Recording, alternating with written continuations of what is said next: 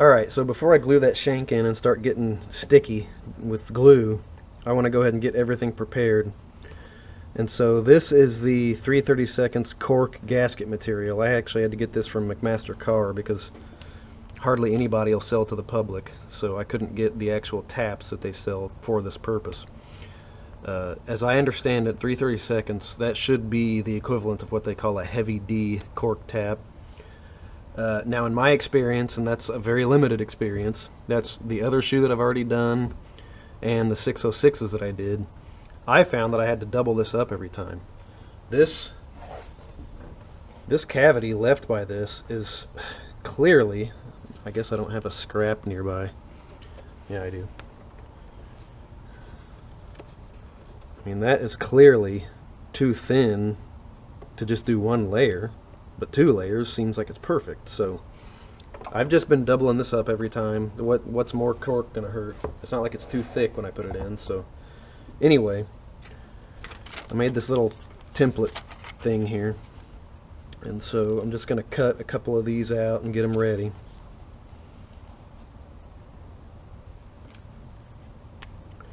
And then we will glue in the shank and then glue 2 of these on top of that.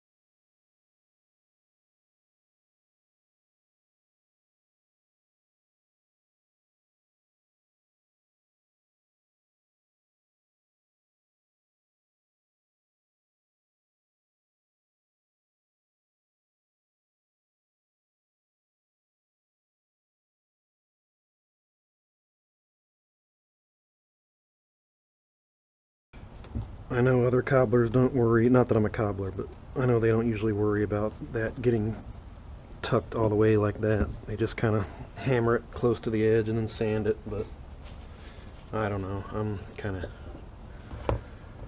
a beginner, so it's like I take things to a crazy degree just to make sure there's not some kind of weird problem with it. So that's why I'm doing that, and you don't see anyone else do it.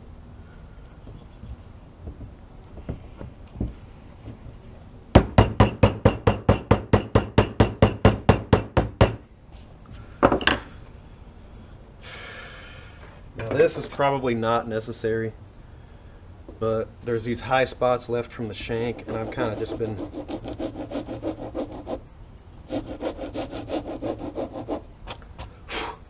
taking care of them before putting the next layer of cork on.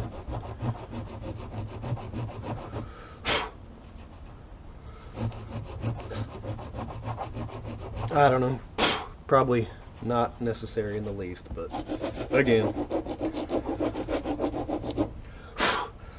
taking things to kind of a crazy degree just because I don't know any better. So now that's the side we need to glue for our second layer.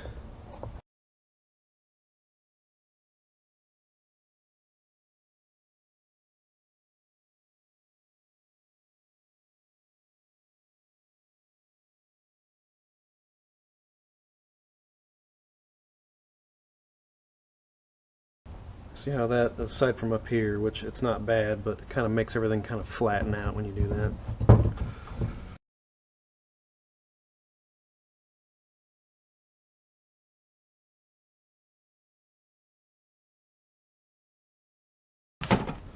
Let's get our leather midsole glued on. I do need to sand this. How am I going to do that? I mean, how am I going to film it? I'll figure something out.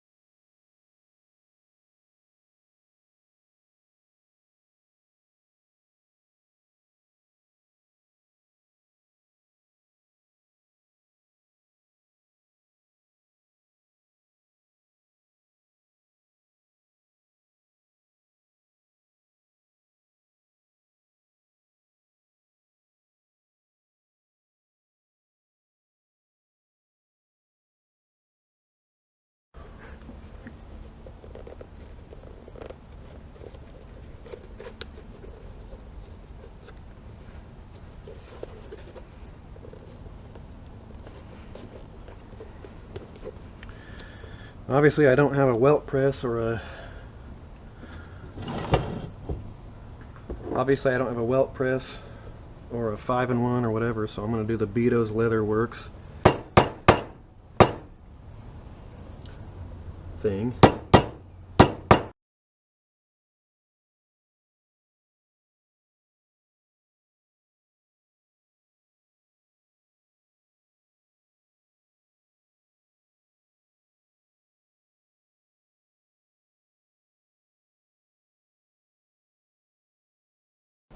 That's not too bad. That doesn't look great, but you know, it's fine. It doesn't, I don't care. It doesn't matter. So yeah, so far so good. That's good for this morning.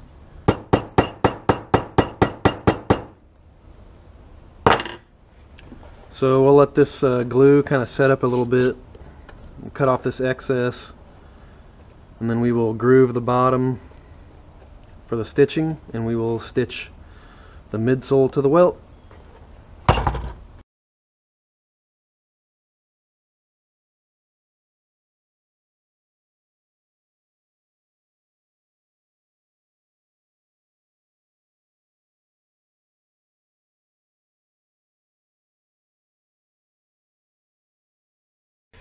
Now, before I groove around the outside for this outseam stitch, I'm going to go ahead and sand this flat to rough it up and take care of high spots and whatnot. And I want to do that first because obviously I don't want to sew all this and then start sanding into the stitches potentially. So let's do that real quick.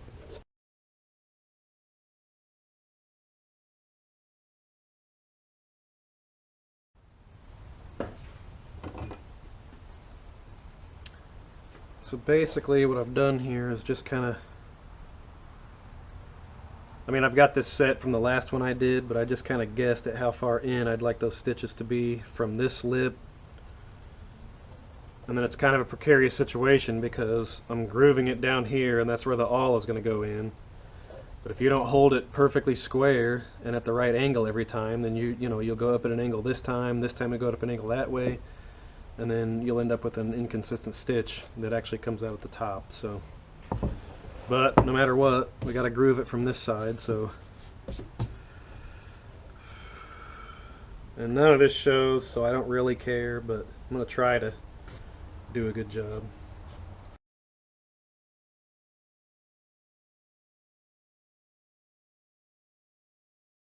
Then I'll go around a couple more times just to get that groove nice and deep there. So.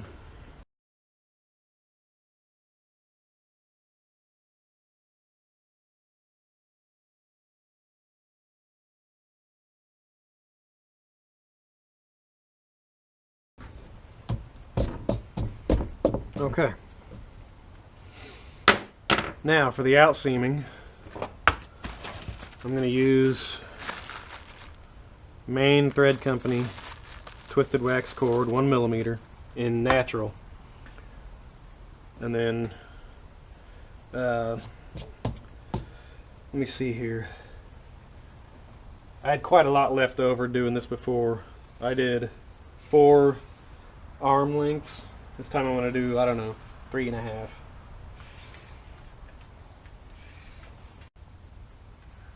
And I'm going to lay out the stitches on the bottom with this stitch marker. It came with other wheels, but this is the one that spreads them out the farthest. They're still pretty close together, which sucks, but I'm just going to kind of take it slow and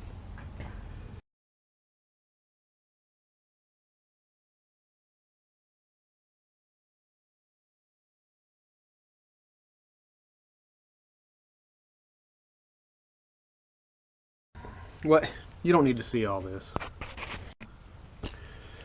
Alright, so now I'm going to do the outseaming. And so here's all the stitch markings all the way around the groove that I've made. And as stated, we're going to use Main Natural, this big mess of thread here. And so I'm going to just start tell you what, I'm going to start like right here. What I find is the really hard part about this is that this part right here where the upper wants to come away at that angle and go over where your stitching is going to be, when the needle comes out through here, you have a tendency to kind of poke the upper, cut it maybe, poke an extra hole that you don't want, etc. So I've got something to prevent that. I'll show you here in a second, but I guess what I'll do is I'll start here and go that direction, and then that'll get all this hard part out of the way at the beginning, and we'll get this done. So I'm just going to pick a spot like right here. This is one of the stitches. And I'm just going to try to keep this as square as possible until we start to poke through. There it is, poking through there. And now on this one, it's not really sticking out that far, so once the tip gets through, that you can see there, I'm just going to angle it down that way and make it clear the upper. So okay, no big deal. Now we'll take the natural thread, pull it through, and we'll do the same thing we did for the welt stitching. Basically pull this all the way through until both ends are equal lengths coming out of this. So this starting stitch will be basically the halfway point of the piece of thread that I cut. And since I did this and sat it down, it's all a big tangled mess now, so that's pretty awesome. I like that.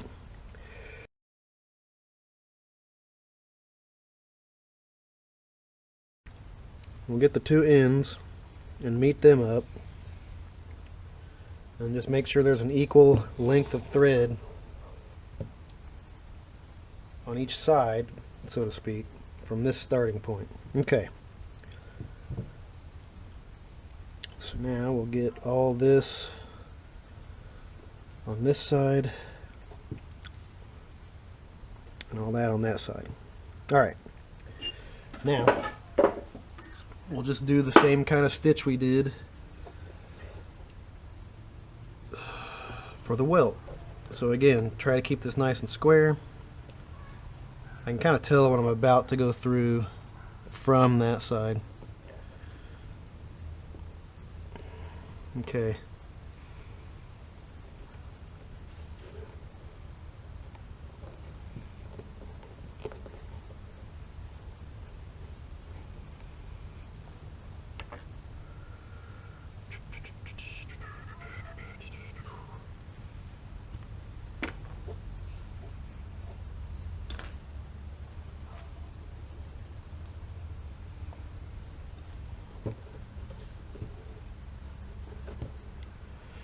And again, pull that stitch about what we think is halfway through, and we'll just give it a little cinch. I don't really care if this one gets really cranked on.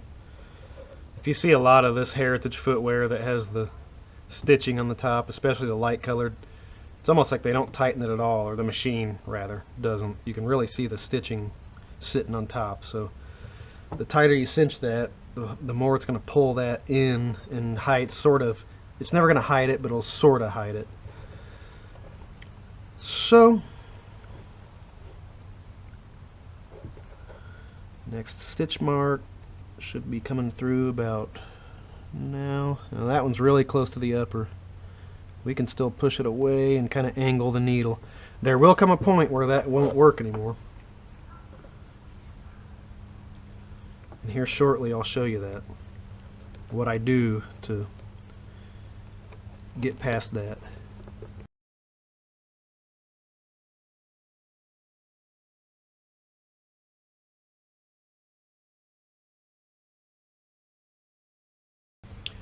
I guess I already forgot about my other trick that I was doing. So basically I was taking this and kind of wrapping it up into a elongated... Hey, a mosquito! Neat! It's getting kind of cold for them.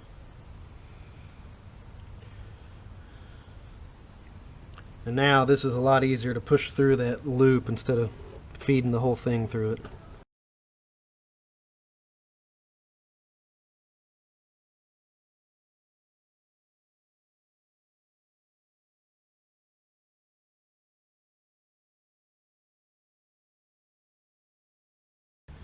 let me go ahead and show you what I do when I can't just tilt the needle.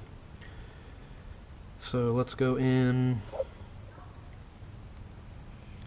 So you see the tip sticking out there?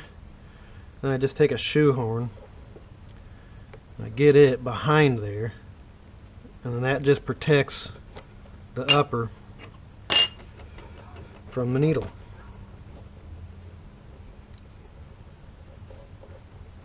I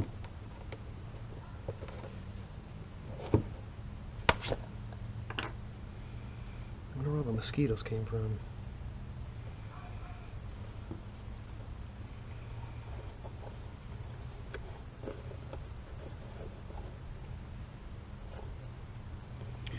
So anyway, that's what I have to do all the way around this thing, and then we'll come back when I get to the end and I show you what I do to tie off the final stitch. So I've stitched it all the way around. Now we're at the very end. And so, where did I put the thing? Oh, I put it under the sole. So basically we got, let's see, let's do one more. I'm kind of putting my finger on the other side of it so I can feel when it comes through, which is right now.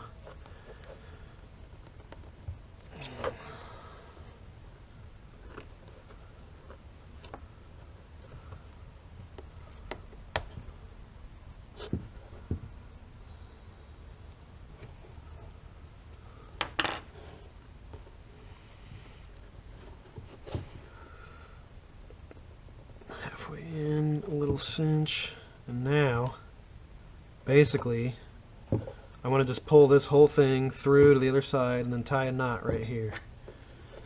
So just like with the welt, I'm going to try to put this through. I don't want to go sideways like that because I don't want the cutting edge of the tip of this to cut into that original thread, so I'm going to put it at like an angle like that.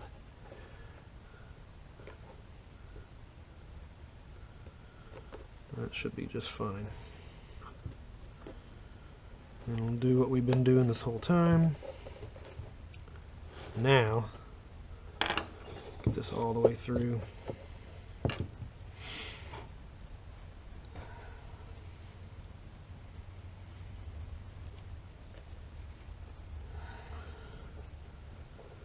Just sort of double knot it.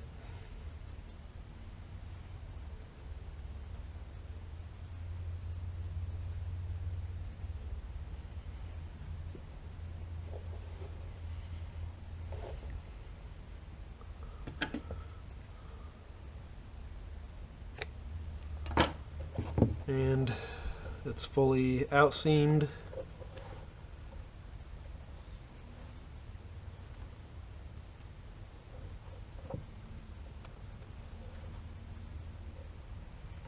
There's our splice. That looks really well done, actually, surprisingly. You see, I really had to do that shoehorn trick to get inside there. But overall, everything's looking really good so far. So now, and I made this mistake when I did my 606s as well. Let me grab a different one.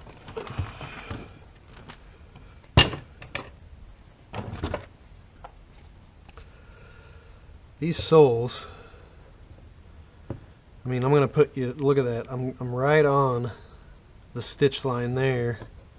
And if you look on this side, it's basically does not leave any room. Let me overhang it a little bit here. You can see we do not have exactly a lot of room to spare on the front and back of this, and that's my fault. These are, I'm pretty sure these should be size 10C. I couldn't find any markings in them, but these being a 10C and these being size 10, I don't know, they just, I should have ordered bigger ones, size 12s or something, but there's barely enough room, and that's why on the one that I got done, I actually kind of angled this in sort of like a packer heel a little bit. I even did a little bit on the front too, which it's fine. I don't know, not too worried about it. So anyway, now what I need to do is hammer all this flat. I'll try to, if I can, get this thread to stay. Yeah, that'd be perfect. Get that to stay down in that groove like that. While I'm here, let me go ahead and rough this up with a wire brush.